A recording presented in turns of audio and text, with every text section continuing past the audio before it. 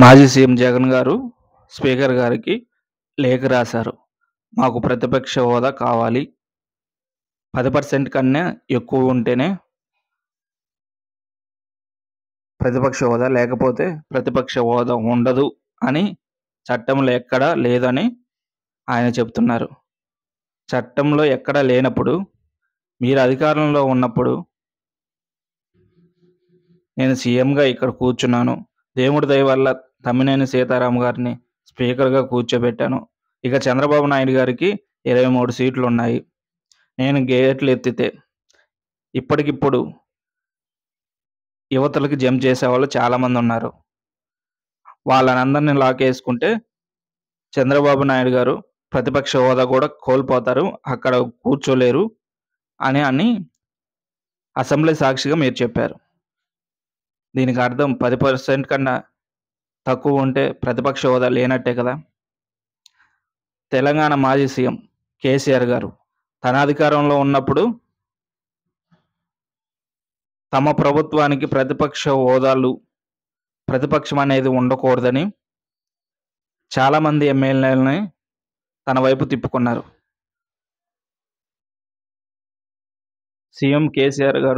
మాజీ సీఎం కేసీఆర్ గారు మీకు చాలా మిత్రుడు. మరి ఆయన చెప్పలేదా 10% కంటే ఎక్కువ ఉంటేనే ప్రతిపక్ష హోదా అని?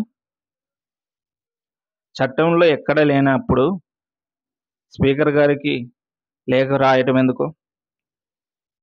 గవర్నర్కో లేకపోతే కోర్టులోనో పిటిషనో ఇలా లేఖలు రాసుకోవచ్చు కదా. స్పీకర్ గారికి ఎందుకు? గవర్నర్ గారికి రాస్తే అప్పుడు గవర్నర్ గారు ఆమోదిస్తారేమో కదా.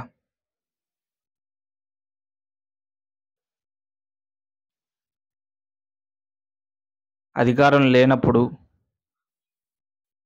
చట్టాలను తెలుసుకోవాలి.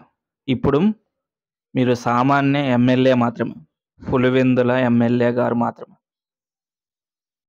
ప్రతిపక్షం కావాలి, మేము గొంతిప్పాలి,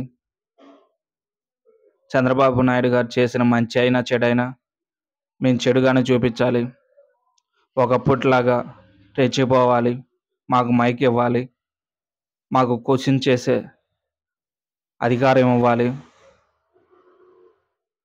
ఎవరు కదా. దేవుడి దయ వల్ల నేను సీఎం అయ్యాను అంటూ ఉంటారు. మరి ఆ దేవుడే కదా మిమ్మల్ని ప్రతిపక్ష హోదా లేకుండా చేశాడు. ఇప్పుడు మరి ప్రతిపక్షం ఎందుకు?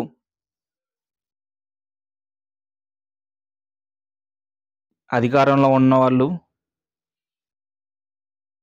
క్వశ్చనింగ్ అవర్స్ ఇవ్వాలంటే ఇస్తారు, లేకపోతే లేదు.